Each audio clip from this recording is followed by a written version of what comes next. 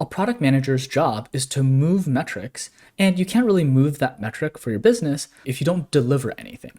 And so something that I see a lot from product managers is that they start to experience sort of paralysis by expecting too much perfection out of themselves, right? They hold themselves to such high standards. I can't let anyone down. I can't let anyone be angry. I can't make a single mistake. And then they don't do anything. But here's what happens when you don't do anything.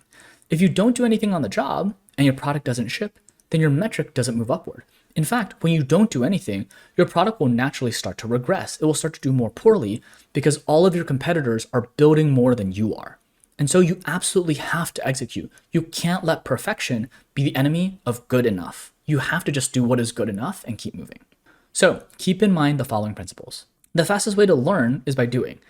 When you do it, you're going to make mistakes, and that is completely okay. Because people expect you to make mistakes. You're not going to be perfect, and that's okay.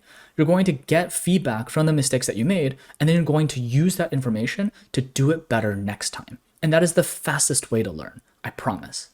And on top of that, you've already established a foundation within that very first month. And so you now have enough context to ship valuable features.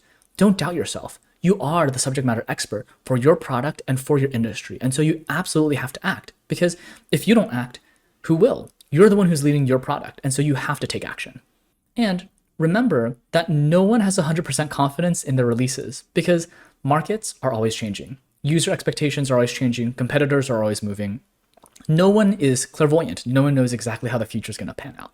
And so don't feel like, oh, well, I'm going to make a mistake and then someone else is going to capitalize on that mistake and I'm going to look really terrible. No, not at all.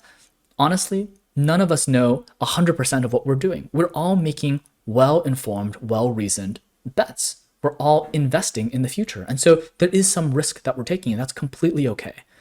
So you should not get paralyzed by expecting perfection out of yourself. In fact, you want to reverse this mindset. You shouldn't just expect to get criticized. You should seek constructive criticism. You want to invite others to share their thoughts on ways in which you can improve over time. Of course, I'm not saying that you should find people to tear you down. That is absolutely not what you want. You don't want to work in a toxic environment.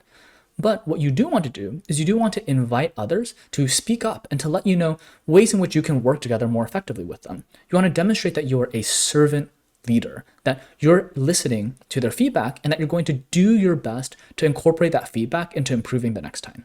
Someone who's committed to improving and actually improves month over month over month, they will do a lot better than someone who is really, really good out of the gate, but then never tries to improve. You will eventually catch up to them and then you will surpass them. And that is the most important part.